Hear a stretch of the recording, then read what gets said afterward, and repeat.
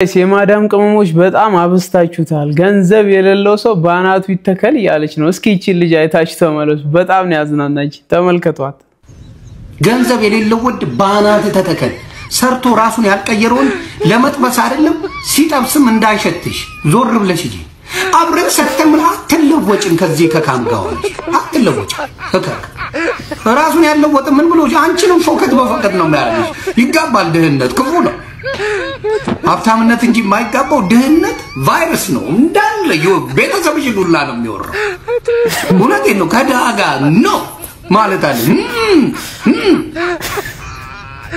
ዳባይሽ ቁጥር ቀነኒሳ ነው መሆን ያለብሽ ባንቺ በኩል መሮጥ በጣም ምናምን ነገር በቃ እማቤቴን እውነቴን ነው አትቅረቡ ለሴት ልጅ ጥቅም የለውም አበላሽቶሽ አሁን ለምሳሌ እሺ ወደድሽ ይሄን ቀንቀና ደሃ ነው ጸባ ያለው ምናምን ምን ቅብርጥሱ ወደድሽ ኦኬ የኔ ፍቅር የኔ ምናምን ልተንፍስልሽ እስትንፋሴ ሰሞኑን ይወረዳችሁበት ነው የኔ አበሻ ወንድ ማነው ገንዘብ የሌለው ወንድ ባናቱ ይተከል የሚለውን የዮኒን ትሬንድ እንግዲህ እንዴት አርጋ እንደተወነችው አይታችኋል ግን የማዳም ቅመሞች ሁላችሁም በዚህ ሐሳብ ተስማማላችሁ አንዳንዶቻችሁ ያው ፍቅር ካለ እና ከወደደኝ ሃይማኖቱን የሚያከብር ቤተሰቡን የሚያከብር ከሆነ ችግር የለውም ያላችሁ ኮሜንት ላይ ጽፉ ነበር ዛሬ ሐሳባችሁ ምንድነው እውነት እሷ እንደምትለው ገንዘብ የሌለው ወንድ ባናቱ ይተከል ወይስ ገንዘብ ባይኖረው ጸባይና ቁም ነገረኛ ከሆነ ይመቸናል ነው የምትሉ ሐሳባችሁን ኮሜንት ላይ አስቀምጡ ለማንኛውም ተመልሼ መጥቻለሁ ሰላም ለእናንተ ይሁን እንደምቆያችሁኝ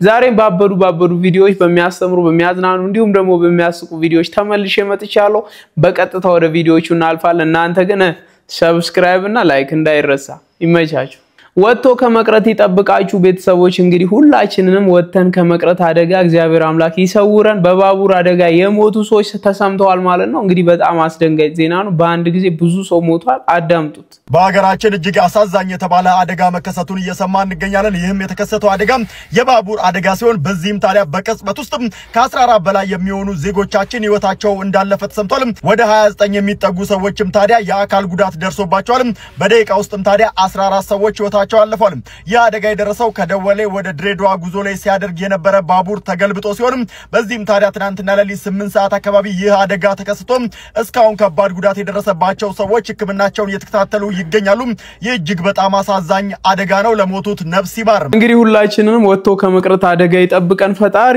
እንግዲህ 14 ሰዎች በአንድ ጊዜ እዛው ጸጥ ብለዋል ማለት ነው ሌሎችም ሆስፒታል ሄዱዋሉ ለሞቱት እግዚአብሔር አምላክ ነፍስ ይማር እንዲሁም ደግሞ ለሟች ቤተሰቦች ሁላችሁ መጽናናትን እንመኛለን ቤተሰቦች ነፍስ ይማር ያላችሁ ኮሜንት አድርጉ ወደ ቀጣይ ቪዲዮ እንላ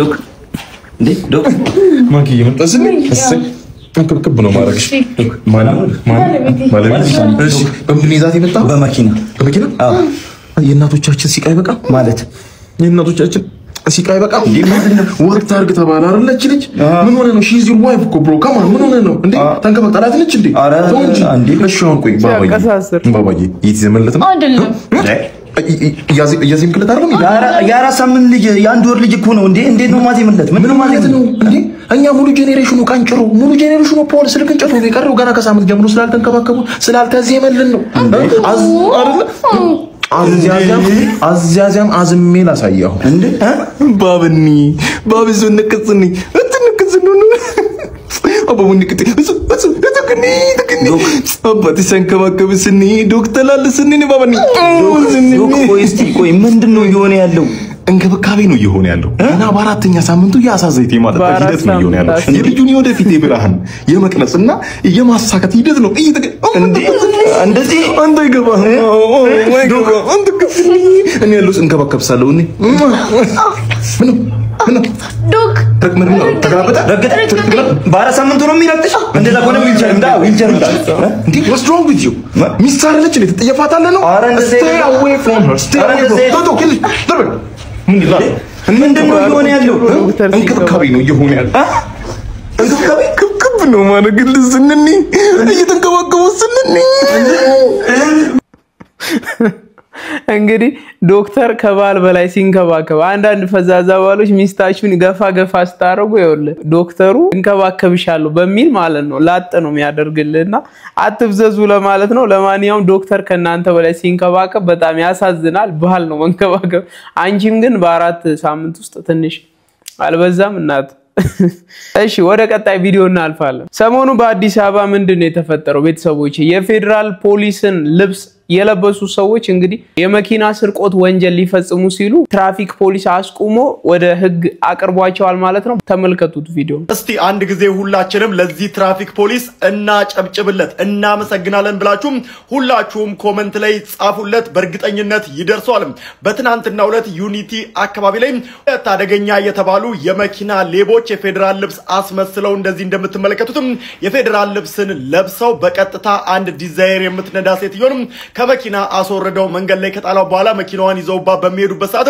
የትራፊክ በአካባቢው ስለነበር ይመለከታቸዋል ለህይወቱ ሳይሰጋም ታዲያ በቀጥታ ሳይረን እያደረገ ይከታላቸዋል እነሱም እየተከተላቸው መሆኑን ሲያቁ በመምጫ መንገድ ማለትም በተቃራኒ አቅጣጫ ጉዞን ያደርጋሉ በዚህ ወቅት ከአንድ ቪትስ መኪና ጋር ተጋይተው ይቆማሉ ማለት ነው በዚህ ወቅት ታዲያ የትራፊክ ፖሊስ እንደምትመለከቱትም ሌቦቹን ይይዛቸዋል ማለት ነው ሁለት ናቸው በዛም ታዲያ ለፖሊስ አስረክቧቸዋል እነዚህ ሁለት ግለሰቦች ታዲያ ሐሰተኛ የፌደራል ልብስን የሚመስል ልብስ ለብሰው እንደዚህ አይነት ዘረፋ ፈጽመዋል ታዲያ ችግር የደረሰባትም አደጋው ያጋጠማትም የዲዛይሯ ባለቤትም ህክምናን እየተከታተለች ትገኛለች ነገር ግን የዚህ የትራፊክ ፖሊስ ተግባር እጅግ በጣም የሚደነቅ ነው ዲዛይር መኪና ከሴት እጅ ነጥቀው እየነዱት ይዘው ለማምለጥ ሲሞክሩ እንግዲህ ከሌላ መኪና ጋር ይጋጫሉ ማለት ነው በድንጋጤ ሲጋጩ ትራፊኩም ደርሶ በፍጥነት ሰዎቹን በቁጥጥር ስር አውሎ ለህግ አካላት አስረክቧል በጣም የሚገርም ነገር ነው እንግዲህ የፌደራል ፖሊስ ዩኒፎርም ለብሶ ፖሊስ መስለው ነው እንግዲህ ሊሰርቋት የነበረው ባይሳካላቸው ማለት ነው ለማንኛውም ግን የደንብ ልብስ የለበሰ ሁሉ ህጋዊ ሰው ላይሆን ስለሚችል ተጠንቀቁ ለማለት ነው ሴቶች በመታሽከረክሩበት ሰዓት በራችሁ ሎክ ማድረግ አትርሱ በተለይ ሴቶች መኪና ስትነዳ በደንብ ለማትጠነቀቁ ሴት ይሄ ቪዲዮ ላኩላት ወደ ቀጣይ ቪዲዮ እናልፋለን ለመጀመሪያ ጊዜ እህቴን ሳቅፋት ነው የሚለው ምንም ከኖክ ማለት ነው አቀፍከኝ እኮ ሁሉ ከፍሻታ ላይ ምንድነው አይ በሰሩ ተከትለሽ የሚመጪው ማን ተቆጣሽ ተጣላችሁ እንዴ ተቆጣሽ ውጪ ተጣልተን የመጣው አልተጣጣው እና ለምን አቀፍከኝ በቃ ታቀፍሽ ምን ራሱ ሊያጠፋ ነው ራሱ ተጣልቀው ራሱ ሊያጠፋ ተፈቆረክ በይወክ ማን ጀብር እኔ ራሱ ሊያጠፋ ነው ወይ ወንድሜ እግዚአብሔር ይስጥ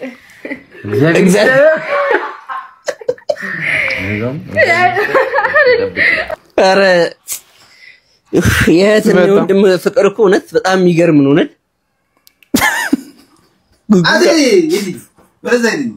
ሲያስጠላ ለምንድን ነው ለሰው ማለት ነው እስራኤል ነው የምሰራው ብራ አይደለም ብዙ ጊዜ ያያለሁ አንተ አፍ እንዳከፍት እኔ ሁሌ ተበዳይ ሆኜ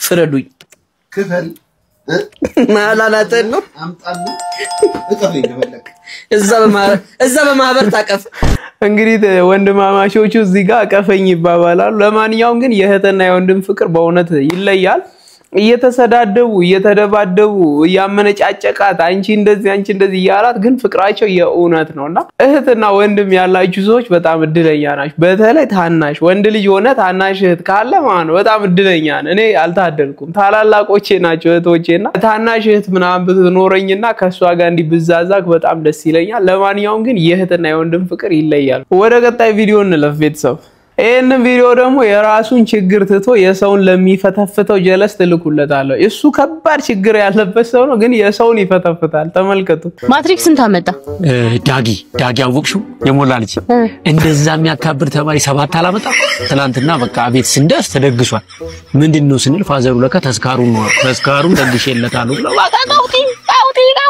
አስታርቀን ይመጣ እኮ አንተ ስንት አመጣ ፊራ ስንት ቢያመጣ ጥሩ ነው ምንም ያምጣ 17 ተከታታይ ፊልም በብብቱ ይዞ ማታ ሲገባ የውት ቤት አንድ ወር እንደማይወጣ ነው አይወጣም እየነገርኩህ እኮ ነው ስንት አመጣ ማን ነው ጭንቅሎ ፔፕሲ ስንት ቢያመጣ ጥሩ ነው ወይኔ ፔፕሲ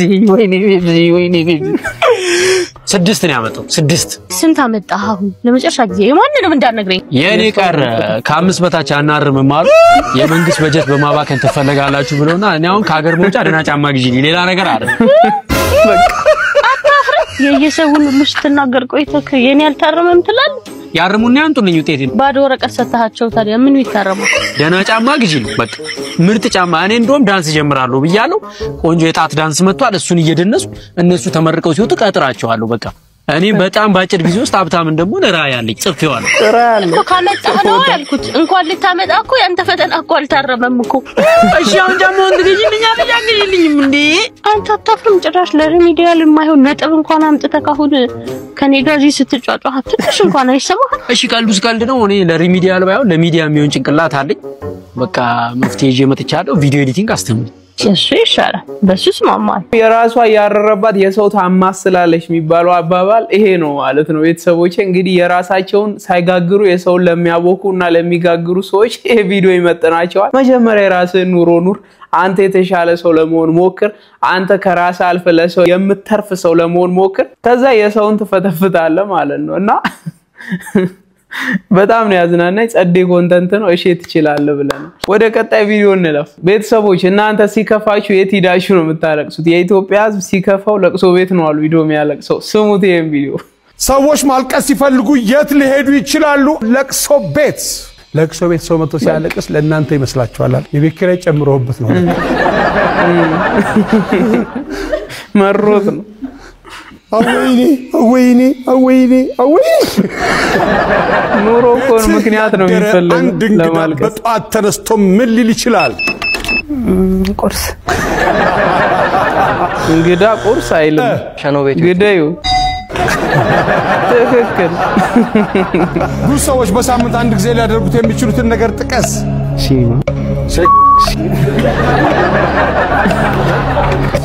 ሲኒማ ነፃነት እኮ ሲል አይስረቃ ቆየ ሲለቃ ቆምስ ላይ ቆየኮስ ስቆይ ሰዎች ማልቀስ ሲፈልጉ የት ሊሄዱ ይችላሉ? ጓደኛቸው ጋር። የዘንድሮ ጓደኛ ያስለቅስ ያስለቅስን። ሴቶች ባዘቦት ቀን በተለይ ለዝግጅት ምን ሊያደርጉ ሊለብሱ ይችላሉ? በሱ ፍቃድ ነው ያለው። ሚኒስከርት። ሰው አፉ ጠፍቶት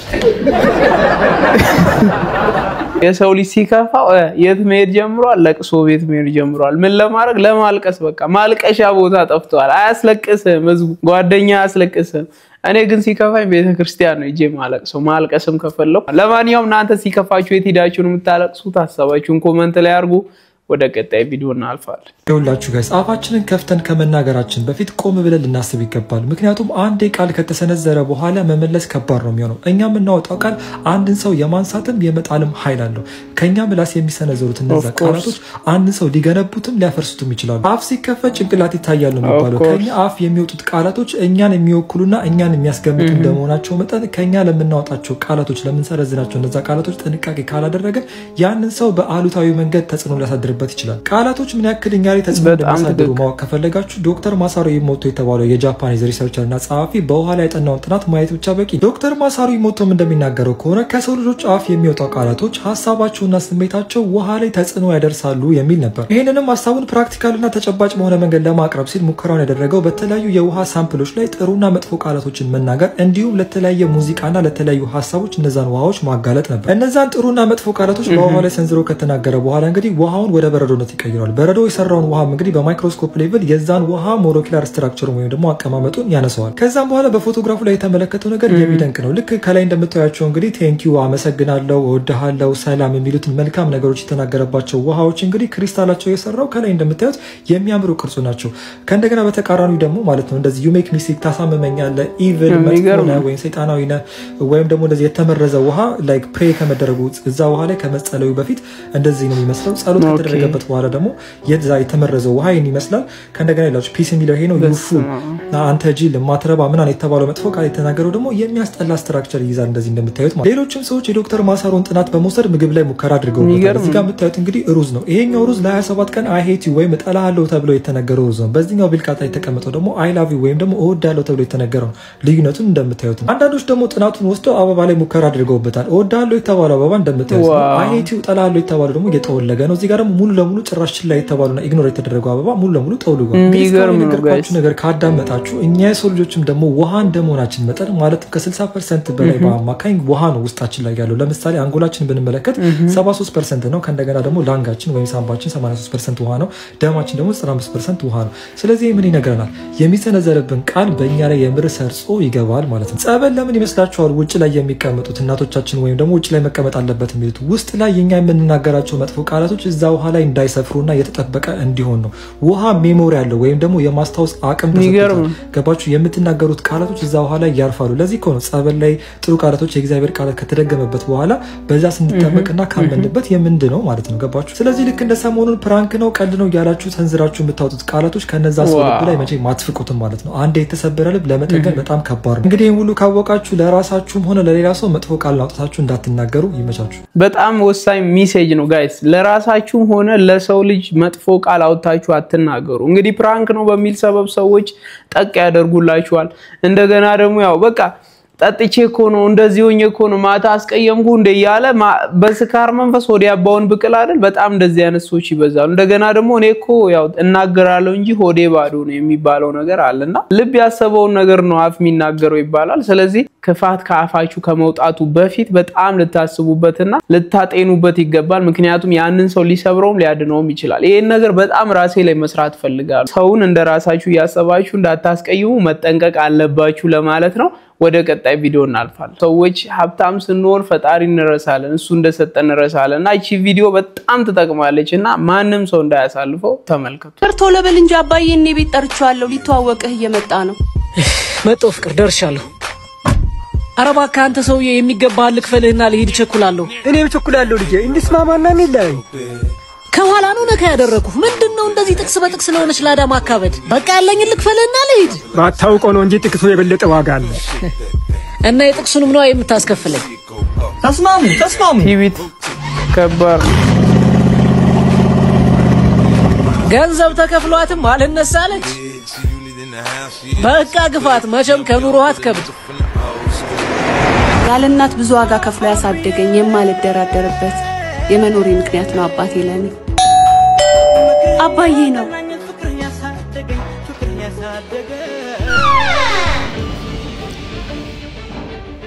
ቅድም መንገድ ላይ የተሰዳደበው ሰውዬ ነው ማለት በጣም ያስደነግጥ። የምሳሳለት አባቴ አቶ ከበደ ይኸውና የሚስቱ አባት ሆኖ ቁጭ። ምን ከበደ ብቻ ተወሳሰበም ጭምር እንጂ ስላወቅኩት ደስ ብሎኛል።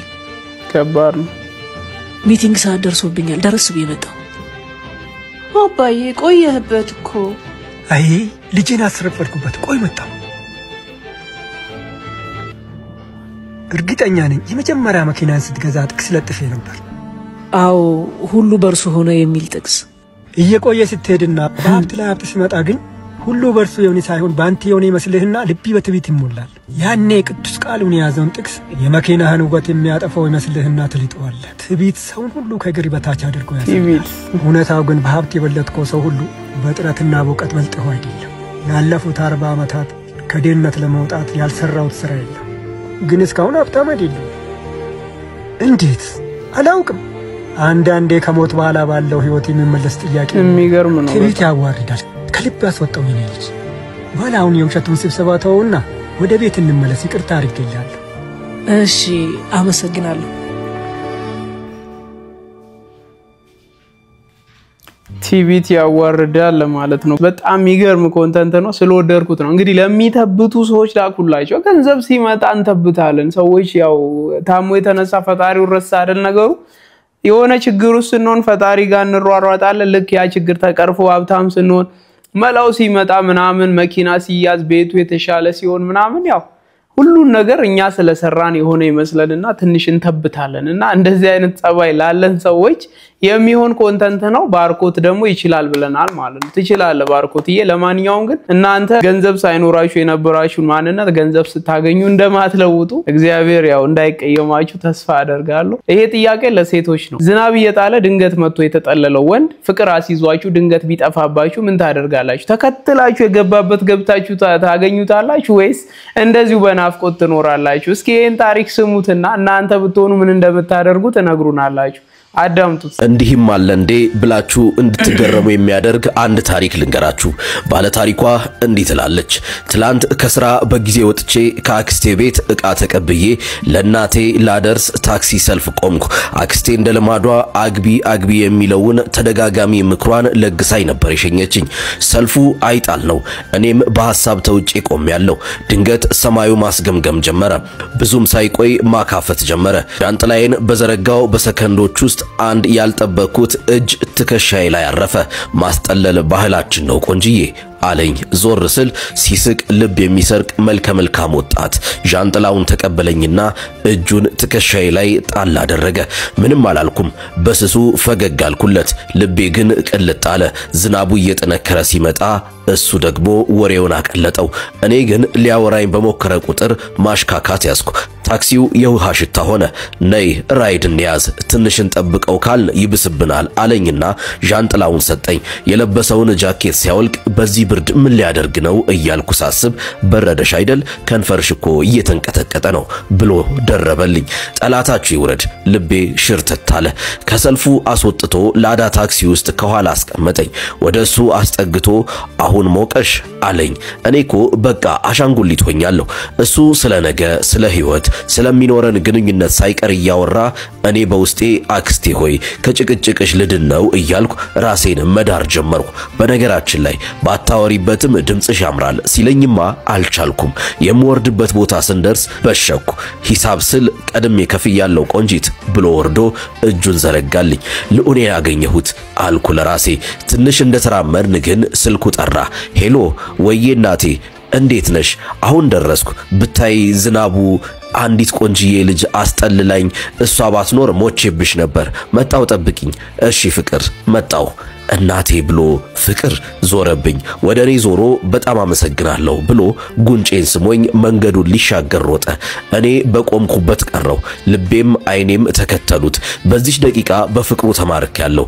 ግን ፍቅረኛ እያለው እንዲህ ማድረጉ ትክክል ነው ወይስ እናቴ ብሎ ፍቅር ያለው እናቱን ነው? ታዲያ ይሄ ምን ይሉታል? ምን ያዋጠኝ? እኔ ልከተለውና እውነቱን ለማወቅ ወስኛለሁ። እናንተስ ምን ትሉኛላችሁ? ጥያቄዋ ነው። መልካም ጊዜ ቤተሰቦች። እናንተ ምን ታደርጋላችሁ? እኔ በአይምሮ እየሳልኩት ነበር። ይሄን ሁሉ እንክብካቤ ካደረገላት በኋላ ይሄን ሁሉ እርምጃ ከተራመደ በኋላ እናቴ እሺ ፍቅር ብሎ መዝጋቱ ስልኩን።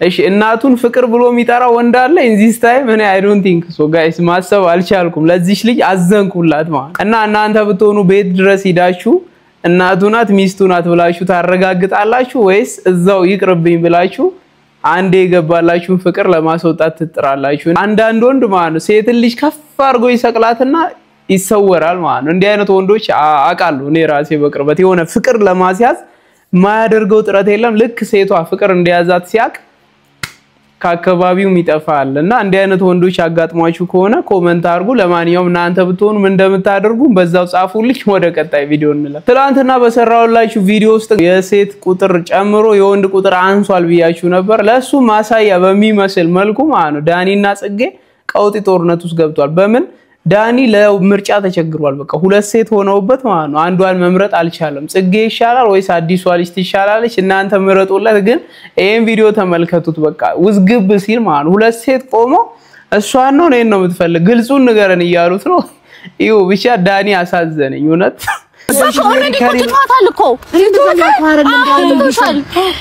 እሺ ከተኛ በይሰንዴ ሜሪ የምትወዛገቢ ከሆነ ነገሮች በቃ ጓደኝነታችን መቅረት ይችላል። ሜሪ እያወዛገብሽ ከሆነ ይሄን ያህል ካስጨነቅሽና ካስጨነቅሽ እኮ ጉዳይ የሁለታችሁ ጉዳይ አለ። ጓደኝነታችን ሊቀር ይችላል። እንዴት ነው እንደዚህ አይነት ጥያቄ የምትጠይቂኝ? ዛሬ ትክክል ነኝ። ማላስገብተሽ ነው እንደዚህ አይነት ጥያቄ እንዴት ትጠይቂኛለሽ? ሜሪ ትክክል ነኝ እኔ ዳኒ ከተጎዱ ነው ከሁለት አንድ ሰው መምረጥ አለ። በአንድ ሰው ነው ነገር አለበት። እንዴት ነው መመርጠው? ማን ነው የምትመርጠው? እሺ እና ሁለቱንም በዚህና በዚህ እሺ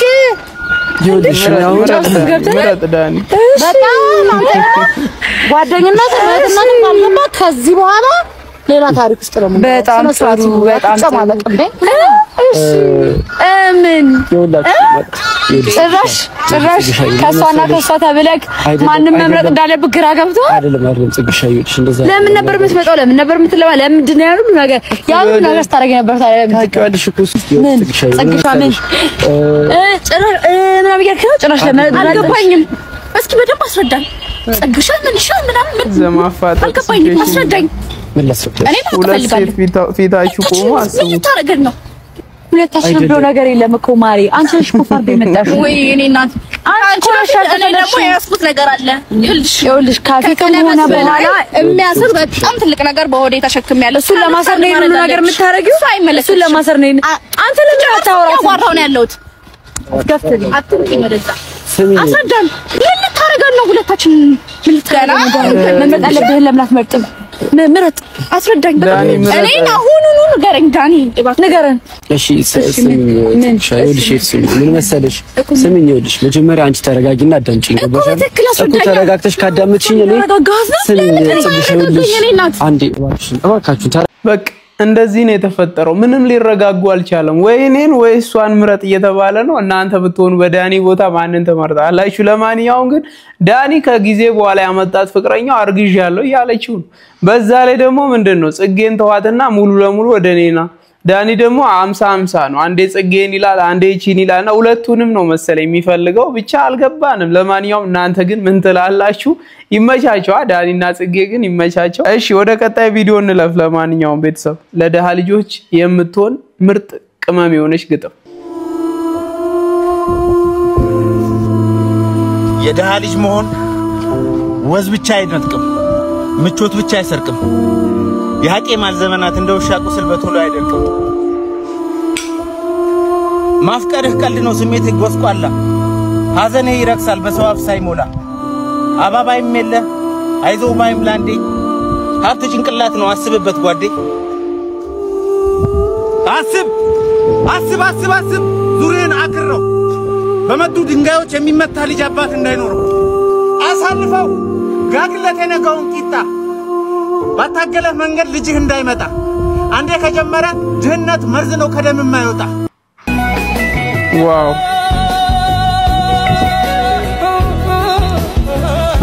አይተላከውሃል ያበደሽ ኮንተንታ በጣም ደስ ይላል። እዚህ ግጥም ውስጥ በጣም የሚገራርሙ መልእክቶች ተልከዋል። ያው ሳታቅዱ ምንም አይነት ነገር አታድርጉ፣ ምክንያቱም ድህነት አንዴ ከተጣበቀ አይለቅምና፣ ስለዚህ ጥንቃቄ አድርጉ። ለወጣቶች በተለይ ቀድመን መጠንቀቅ ያለብን ነገር መጠንቀቅ አለብን። ድህነት አንዴ ሙጭጭ ካለ ቶሎ አይለቅም። ሀብታም ባትሆንም ደሃ አትሁን ይባላል። ሀብታም መሆን ቢያቅት ደሃ ግን እንዳትሆን። ድህነት ያስጠላል፣ በጣም ነው የሚያስጠላው። እና አልፋታለን። ለማንኛውም ወደ ቀጣይ ቪዲዮ። እሺ ጋይስ እቺ ልጅ ታቋታላችሁ። እቺ ናዝራዊ ትባላለች።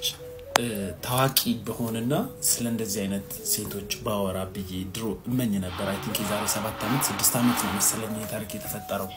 ምንድነው የተፈጠረው? ሰው አምና ሰው እቃ ሲዟት ጓደኛው የገዛው ጓደኛዋ እቃ ሲዛት ወደ ቻይና ርሽልኝ ብላት እሱን ይዛ ቻይና ስደርስ አደንዛዥ እጽ ሆኖ ተገኘ። እዛ ደግሞ የሞት ፍርድ ነው እንደዚህ አይነት ሰው ይዞ የተገኘ የሚፈረድበት። እሷ ሳታውቅ ነው ይዛ ሄደችው። አሁን የሞት ፍርዷን እየተጠባበቀች ይገኛል። ኦልሞስት ቻይና እስር ቤት ውስጥ ሆና 7 ዓመት ሞልቷታልና ድምጽ መሆን ምንችል ሰዎች ድምጽ ነው። እኔ አውቂያት ተዋውቂያት ምናምን አይደለም፣ ግን ለእናንተ ምክር ለመስጠት ነው። ማንንም ሰው እንዳታምኑ በህይወታችሁ፣ ማንንም ሰው ከእናታችሁ በስተቀር ወይ ከአባታችሁ። ሱንም ሊሚት አለው ስታምኑ። ማንንም ሰው በተለይ ውጭ ሀገር እቃ ይዛችሁ የምትሄዱ እንደዚህ አይነት ቦታ የምትንቀሳቀሱ በተአምር ሰው እንዳታምኑ። ግን ዋናው ፖይንቱ ምንድነው? እባካችሁ ይሄንን ቪዲዮ የምታዩ ሼር ኮፒ ሊንክ አድርጉ፣ ለብዙ ሰው አድርሱ። እቺን እህታችንን ከእስር ቤት ማስወጣትና ወደ ሀገሯ ማምጣት ከተቻለ ምንም በማታውቀው ስለሆነ በጓደኛዋ ምክንያት እንደዛ ይሆነችው እና ቻይና ኤምባሲ የምትሰሩ ወደ ቻይና የምትመላለሱ ኦር ከቻይና መንግስት ጋር የኢትዮጵያ መንግስትም ንግግር አርጎ አስቡት። ምንም ባላጠፋችሁ ጥፋት 7 ዓመት ምን እንደሚሰማት ምን አይነት ጸጸት በአንድ እቃ ምክንያት እቺ ልጅ ህይወት ይኖራታል፣ ቤተሰቦች ይኖራታል። እነሱን ለማብላት ስትል ነው ሳታቅ እንደዚህ አይነት ነገር ውስጥ የገባችውና ይቅርታ ተደርጎላት ወደዚህ እንድትመጣ ቢደረግ ሼር ኮፒ ሊንክ አድርጉ፣ ቪዲዮ ለብዙ ሰው አድርሱ። ቫይራል እንደምታስወጡትን ቪዲዮን አመሰግናለሁ። እሷ መፍትሄ እንደምታገኝ ለቤቷ እንደምትበቃ ተስፋ አደርጋለሁ። ናዝራዊት እግዚአብሔር ይርዳሽ። እንግዲህ ግን ሰው እንዳታምኑ፣ ሌሎቻችሁ ሰው እንዳታምኑ በተአምር በተለይ ለትንሽ ገንዘብ ቀይዛችሁ ለመሄድ ብላችሁ ሰው እንዳታምኑ። ሰው ገደል ነው የሚከታችሁ። ሼር ኮፒ ሊንክ አድርጉት። በጣም ነው የሚገርመው። እንግዲህ ናዝራዊት 7 አመት በቻይና እስር ቤት እየማቀቀች ትገኛለች። 7 አመት እስር ቤት በጣም ከባድ ነው ጋይስ። 7 ቀን ከባድ ነው እስር ቤት። በጣም ዊርድ ነገር ነውና ደስ አይልም። በቃ ለሴት ልጅ ደግሞ ይብሳል ማለት ነው። እና እቺ ልጅ እንግዲህ ጓደኛዋ ዕቃ አድርሽልኝ ብላ አረንዛዥ ዕፅ ሲዛ ላከቻት። ዕፁ ሲያዝ ያው የቻይና ህግ ምሬት የለውም፣ የሞት ፍርድ ነው ቀጥታ እንደ ያን ነገር ይዞ የተገኘ። ለማንኛውም ለዚህ ልጅ ድምጽ መሆን ከቻልን ይሄንን ቪዲዮ ድምጽ እንዲሆን በደንብ ሼር አድርጉት። እንደው ግን እግዚአብሔር አምላክ ደግሞ እቺ ልጅ ንጽህናዋን አይቶ እንዲያተርፋት እንዲሁም ደግሞ ዕቃ ምትልኩ ምትቀበሉ ምትወስዱ ከዚህ ከኢትዮጵያ ምናምን ዕቃ ምታመላልሱ ሰዎች በጣም ተጠንቀቁ ማለት ነው። የገዛ ጓደኛችሁ ያስበላችኋል። አሁን ሰው ለገንዘብ ባቋራጭ ብር ለማግኘት ብሎ የገዛ ልጁንም አሳልፎ ሊሰጥ ይችላልና ትንሽ ዘመኑ ከፋ ብሏል። በመጨረሻው ዘመን ፍቅር ትቀዘቅዛለች ነውና ነገሩ ያንን ነቃ ደንገጥ ብለን መጠበቅ አለብን ለማለት ነው ቤተሰቦቼ። ለማንኛውም ግን ወደ ቀጣይ ቪዲዮ እንለፍ። ለብዙ አመታት የተለያዩ ድርጅቶች ላይ ጀነራል ማኔጀር ሆኜ ሰርቻለሁ። ስሰራም ከብዙ ቢዝነስ ፐርሰኖች በጣም ሀብታም ሰዎች ጋር ተገናኝቻለሁ። አንድ ነገር ልንገራችሁ፣ በዚች ምድር ላይ ገንዘብን ከማንም በላይ አጥብቆ የሚፈልግ ማን እንደሆነ ታውቃላችሁ? ሀብታም። ብዙዎቻችሁ የምትሳሳቱት ከሀብታሞች ጋር ቢዝነስ መስራት ስትፈልጉ ወይም የነሱን እርዳታ ስትፈልጉ ሄዳችሁ ስለ ችግራችሁ ነው የምታወሩት። እንደ ሀብታም ገንዘብ ፈላጊ ሀብታም እንዲሰማችሁ ከፈለጋችሁ ቢዝነስ አይዲያ ይዛችሁለት ይሉ፣ እሱንም እንደሚጠቅመው ንገሩ፣ ምን ያህል እንደሚጠቅመው አስረዱ። ከዛ ኢንቨስት ያደርጋል። ናይስ።